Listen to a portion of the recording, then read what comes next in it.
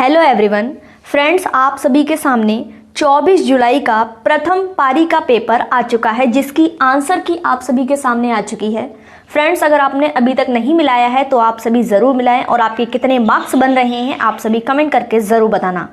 तो फ्रेंड्स, सबसे पहले हम देखेंगे चाइल्ड डेवलपमेंट, जिसमें बाल विकास एवं शिक्षा शास्त्र। आइए देखते हैं, फर्स्ट क्वेश्चन आपके स्क्रीन पर है। विकास के नियम के रूप में कौन सा कथन सत्य नहीं है? तो विकास के लिए प्रत्येक अवस्था समान रूप से महत्वपूर्ण है, ये कथन सही नहीं है। नैतिक विकास का सिद्धांत किसके द्वारा प्रतिपादित किया गया था? लॉरेंस कोहलबर्ग के द्वारा नैतिक विकास का सिद्धांत प्रतिपादित किया गया। व्यवसाय चयन में वैयक्तिक विभिन्नताओं को निम्न द्वारा समझाया जाता है, तो अभिक्षमता में अंतर के द्वारा। बाल विकास में वातावरण की भूमिका डैश के द्वारा सबसे सही रूप में प्रतिबिंबित होती है, आदत निर्माण। व्यक्तित्व का शील गुण सिद्धांत किसने प्रतिपादित नहीं किया? तो साथियों, पाल कास्ट व रॉबर्ट मैकेक्रे ने नहीं किया। कौन सा व्यक्तित्व परीक्षण नैदानिक निदान के लिए वैध है? तो MMPI वैध है। रॉबर्ट जे स्टेनबर्ग द्वारा बुद्धि का कौन सा सिद्धांत प्रस्तावित किया गया है? तो त्रिआमी सिद्धांत किया गया है। निम्न में से कौन सा बुद्धि का निष्पत्ति परीक्षण है? तो भाटिया बैटरी है। व्यक्तिगत विभिन्नताओं की प्रकृति के लिए निम्न में से कौन सी अवधारणा सत्य नहीं है? अधिगम समानता। प्रतिभाशाली बालकों की शिक्षा के लिए कौन सा उपाय प्रासंगिक नहीं है? तो उपचारात्मक अध्यापन नहीं है। कौन सी विकृति अधिगम अक्षमता का एक प्रकार है? डिसलेक्सिया है। कुसमायोजन का कौन सा तत्व विशेष रूप से निर्णय लेने में संबंधित है? तो द्वंद्व। नेक्स्ट, जेपी गिलफर्ड के अनुसार सृजनात्मक बालकों की विशेषता कौन सी नहीं है? चिंतन में समानुभूति नहीं है। ट्राइसोमी 21 को कहा जाता है डाउन सिंड्रोम कहते हैं। निम्न में से कौन सा थॉर्नडाइक के सीखने के नियमों का हिस्सा नहीं है? सहचार्य का नियम नहीं है।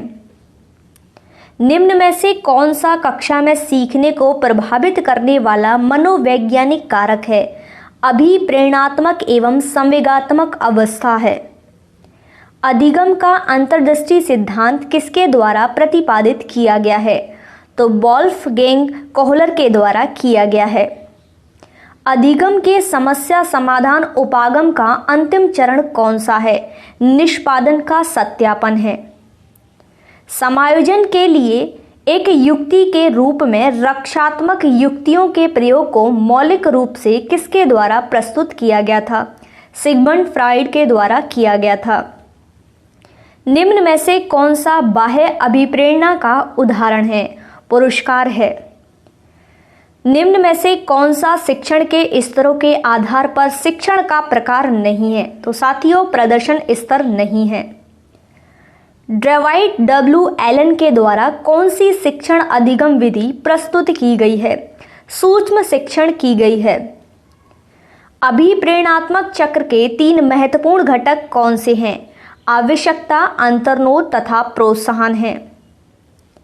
क्रियात्मक अनुसंधान का मुख्य उद्देश्य क्या है? तो नैदानिक है। उपलब्धि परीक्षण के निर्माण के लिए निम्न में से कौन सा सत्य नहीं है? मूल्यांकन नहीं है। राष्ट्रीय पाठ्यचर्या रूपरेखा को किस वर्ष में प्रस्तावित किया गया? 2005 में किया गया। आकलन का कौन सा प्रकार शिक्षण अधिगम प्रक्रिया से संबंधित नहीं है? उपलब्धि नहीं है। जीन पियाजे के संज्ञानात्मक विकास के सिद्धांत में कौन सी अवधारणा संबंधित नहीं है? तो अधिग्रहण नहीं है। जीन्स का जोड़ा जो विशेष गुणसूत्र पर एक विशिष्ट स्थान अधिग्रहित करता है तथा समान गुण को नियंत्रित करता है, उसे क्या कहते हैं? एलील कहते हैं। सिगमंड फ्राइड द्वारा प्रतिपादित मनोलैंगिक विकास की अवस्था निम्न में से कौन सी नहीं है? तो इडिपस कॉम्प्लेक्स अवस्था नहीं है। अब हम देखेंगे साथियों हिंदी, जिसमें आपको सबसे पहले पैसेज दिया गया है और उसके प्रश्न आपके इस प्रकार हैं। रेखांकित अपेक्षा शब्द का अर्थ है, तो साथियों आकांक्षा है। निम्नलिखित में से भूतकाल का सही उदाहरण क्या होगा? तो पहले यह सुविधा उपलब्ध नहीं थी। निम्नलिखित में से स्त्रीलिंग है दोस्तों, स्त्रीलिंग है काफी। इस तकनीक का इस्तेमाल किए में रेखांकित बहुवचन बदलने पर होगा इन तकनीकों। निम्नलिखित में से शब्द का हिंदी मानक रूप क्या है? तो साथियों संभव है। सावन शब्द का हिंदी शुद्ध रूप क्या है? तो श्रावण होता है। तुम दौड़कर चलते हो रेखांकित पदबंध का उदाहरण है सर्वनाम का तुम।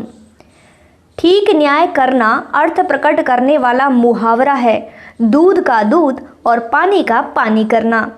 घरेलू शत्रु प्रबल होता है, इसका अर्थ अभिव्यंजित करने वाली उचित लोकोक्ति है घर का भेदी लंका ढहे। कलकत्ते की राजधानी बताओ, इस वाक्य में प्रयुक्त चिन्ह का प्रयोग हुआ है, तो पूर्ण विराम का प्रयोग हुआ है।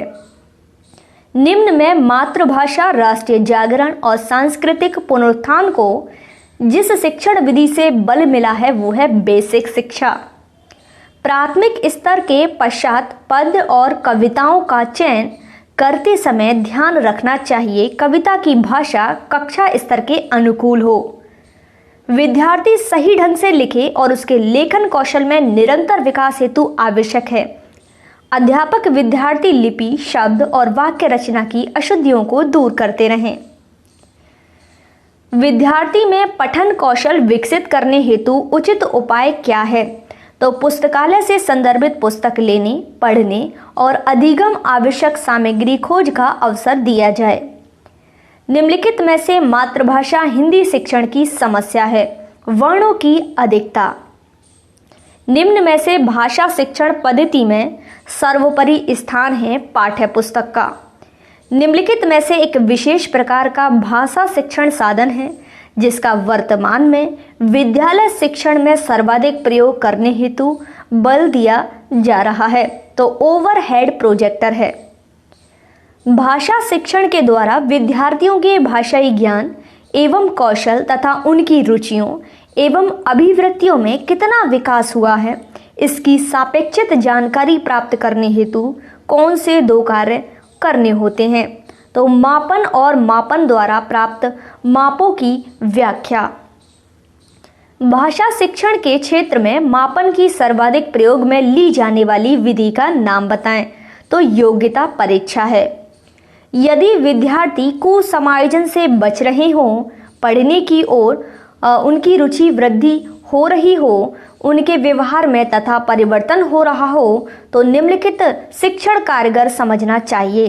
तो उपचारात्मक शिक्षण होगा। रेखांकित दैनंदिनी शब्द का रूप है, तो पुल्लिंग है ये। अनुकूल का विलोम क्या है दोस्तों? प्रतिकूल होता है। चिंतन शब्द का सही संधि विच्छेद क्या होगा? तो साथियों चिम प्लस तन होगा। क्या होगा? चिम प्लस तन होगा। नेक्स्ट, अभिव्यक्ति सामाजिक सामासिक जो पद है उसमें समास निहित है, तो अव्ययभाव समास है।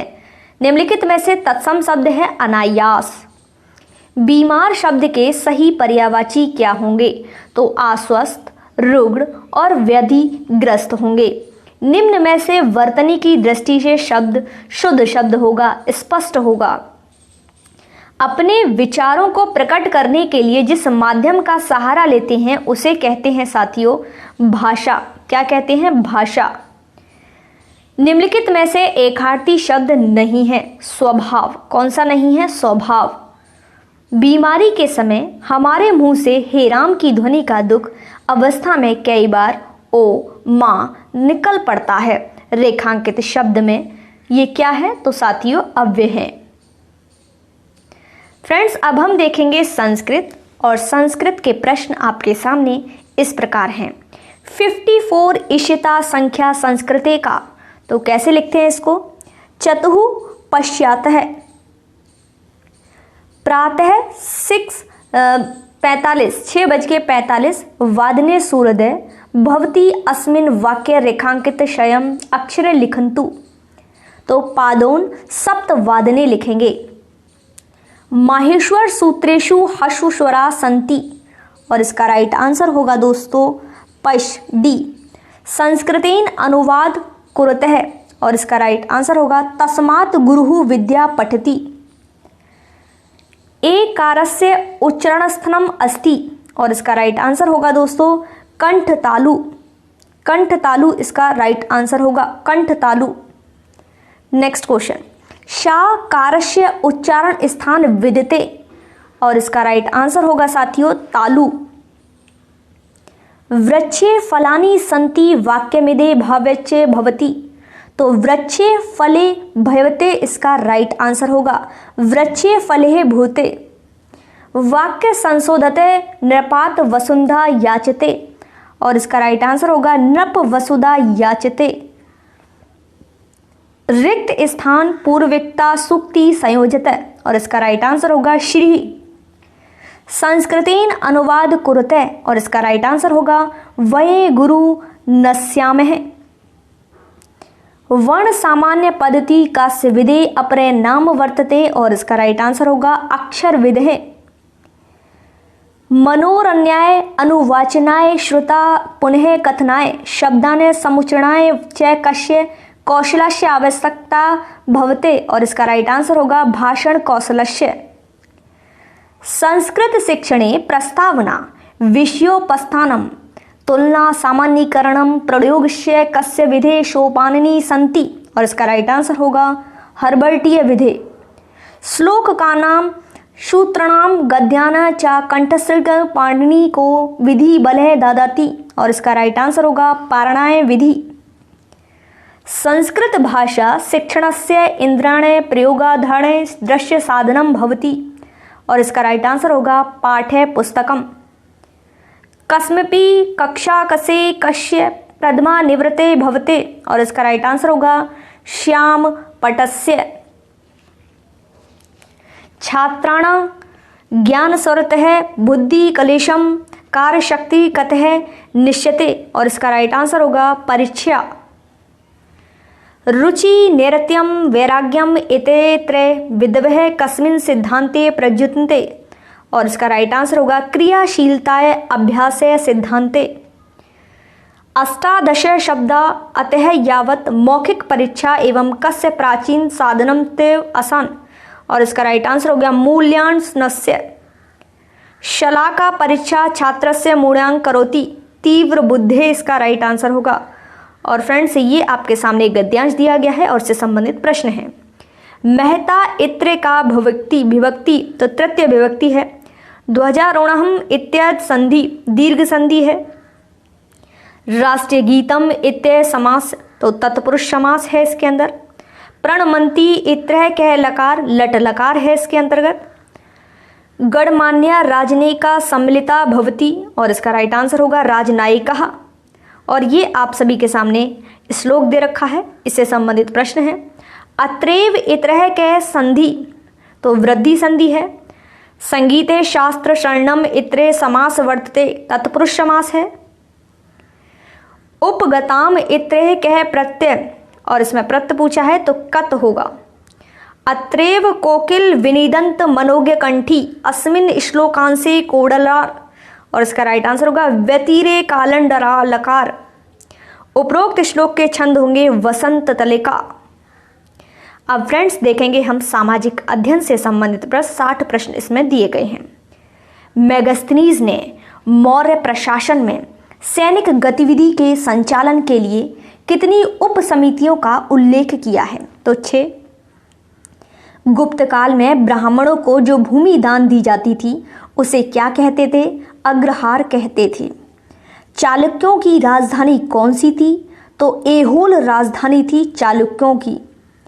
ख्वाजा मोदीन चिश्ती का दरगाह पर आने वाला पहला सुल्तान कौन था? तो मोहम्मद बिन तुगलक था। पोलस, परती, चाचर व बंजर भूमि के प्रकार किस काल से संबंधित हैं? मुगल काल से संबंधित हैं। अकबर की सुलेख की पसंदीदा शैली कौन सी थी? तो नस्तलिक थी। द रिलीफ ऑफ लखनऊ नामक चित्र 1857 के विषय में किसने बनाया? तो साथियों थॉमस जॉन्स बार्कर ने। गुलामगिरी नामक पुस्तक के लेखक कौन थे? तो ज्योतिराव फुले। परिवार कल्याण विषय भारत के संविधान की किस अनुसूची में दिया गया है? तो परिवार कल्याण जो विषय है अनुसूची 11 में दिया गया है। भारत के संविधान में संशोधन करने की शक्ति किसे प्राप्त है? संसद को प्राप्त है। भारत में विधिक सेवा दिवस कब मनाया जाता है? 9 नवंबर को मनाते हैं। भारत के संविधान की उद्देशिका में वर्णित शब्दों का सही अनुक्रम बताएं। तो न्याय, स्वतंत्रता, समता और बंधुता है। भारत में लैंगिक अपराधों से बालकों का संरक्षण अधिनियम पॉस्को कब लागू हुआ? 2012 में लागू हुआ। निम्न में से कौन सा अनुच्छेद 51 का के लिए मूल कर्तव्य में शामिल नहीं है? करों का भुगतान करें। किस संविधान संशोधन द्वारा मंत्री परिषद का आकार निर्धारित किया गया है? तो 91 संविधान संशोधन में।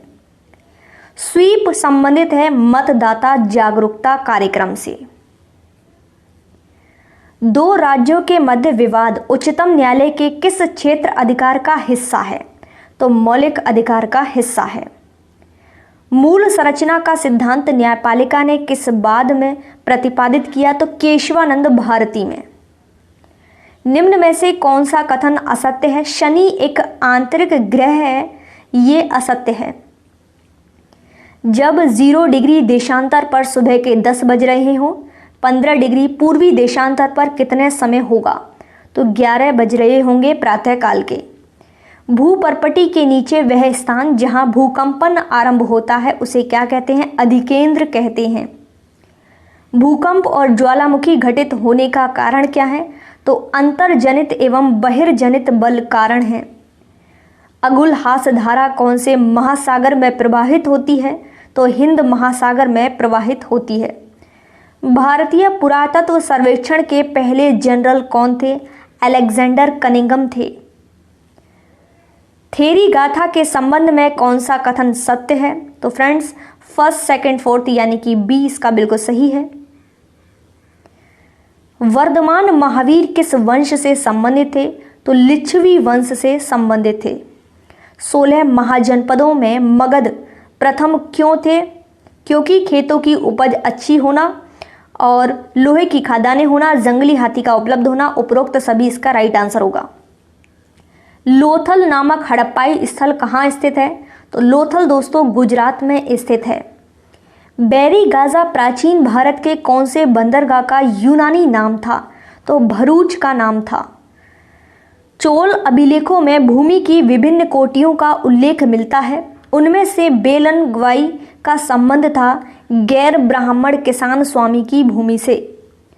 साथियों आप सभी के सामने ये दे रखे हैं और आपको सुमेलित करना है और इसका राइट आंसर ए होगा। आइए सुमेलित भी कर लेते हैं। ऊंट उत्सव ये मनाया जाता है बीकानेर में। मरु उत्सव ये मनाया जाता है जैसलमेर में।